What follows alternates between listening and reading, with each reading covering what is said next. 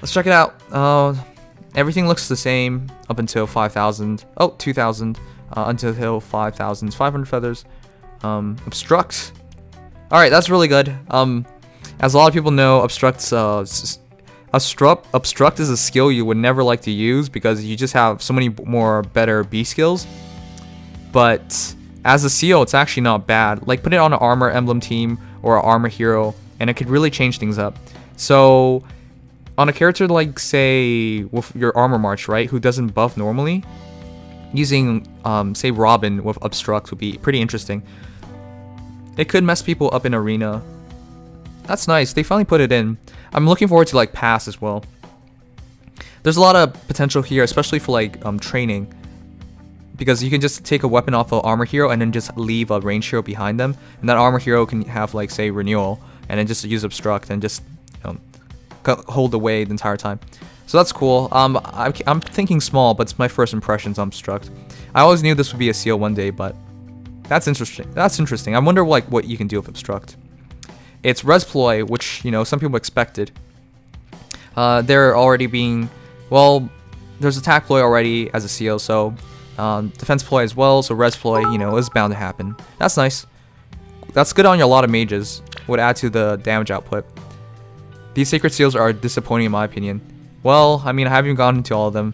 Alright, Gerome's at 30,000 as expected. Poleaxe is effective against cavalry. Yeah, I feel really bad telling this to people because everyone got so excited for Gerome. Like, the best thing he has is rally attack defense and poleaxe plus. Everything else doesn't really matter. Hit and run, you know, you can get that from any. You can get that from a bunch of Clairs. Fortress defense, that's from Seth. Not exactly a great skill either. And rally attack defense, you know, that's worth quite a bit of points, but you know, it's really hard to say to use Gerome over Xerxes when overall they perform very identically. Well, and Xerxes just, you know, hotter. So, and defense tactic. Okay, I didn't expect that. Of course, I'm not reading through the chat because then you guys would spoil it all. But you said the sacred seals are disappointing. I wouldn't say disappointed. Defense tactic is a pretty good seal, especially when you don't have to commit to it as hard. The commitment on defense tactic is like, as a seal, like if you do arena assault team, for example, you are bound to have a bunch of heroes you don't have a seal on, or they don't make great uses of a seal. So defense tactics is definitely something I can find a use for, especially in my armor emblem team, which there's like 6 heroes in as well. The seals just aren't crazy is the thing, but it's really, really good still.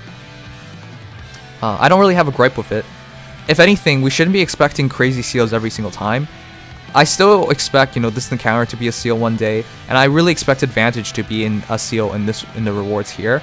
But even if it isn't, you know, that's fine. I don't really mind. I know it's gonna happen one day or another, but overall, that's 2 usable seals. Defense tactic for especially for arena assault, defense tactic and res ploy. Those are pretty good seals to have on your heroes, and obstruct really helps you out in training.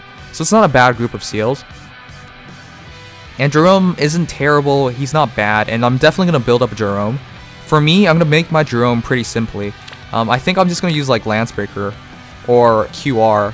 Fortress defense QR with Ignis or Bonfire is a combination. But yeah, he's pretty slow. He has a high defense and moderate attack. Basically moderate. He's comparable to Xerxes anyways. But yeah, there's not a lot I would do for Gerome. He's not going to be bad, of course. He's just not an excellent hero. He looks really cool though, and well, you know, can't argue with a free hero. So far in the game, there's only Volter, Micallus, and Narshian as your male flyers. So having another male flyer is pretty cool.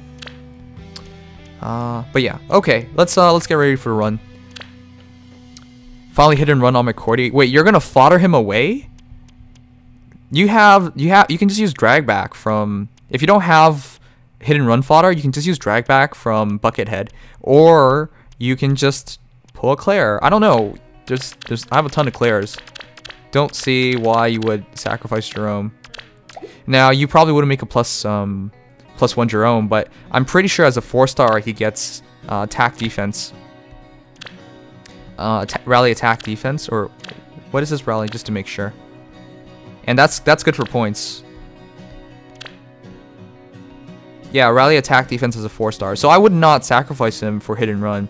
Rally attack defense is worth quite a bit of points on your arena team, so consider using that. Anyways, that's just my thoughts on the basic stuff. You know, all the rewards. There's over 40 orbs still, and there should be a. If you do well in your overall ranking, you should be able to get like 20,000 feathers at least from Tempest Trials. So yeah, lots of rewards. Be sure to work on it, guys. My suggestion is to run five Tempest Trials in the morning and 5 Tempest Trials at night. Like when you get up, you should have like 99 stamina. So you do 5 runs. Do 2 runs manually, and then do hard auto battle or hard or lunatic 5. And that's my suggestion. And then and then at night just do hard or lunatic 5 times, and do that every single day, and you'll make top 5,000 at the minimum. If you have a 5-star, and as soon as you get Gerome, switch in Gerome in your team, just carry him around, then yeah, you'll definitely easily make top 1,000, top 5,000. So it's really nice that we don't have to get pull bonus hero. Anyways, that's a lot of talking. Let's start playing.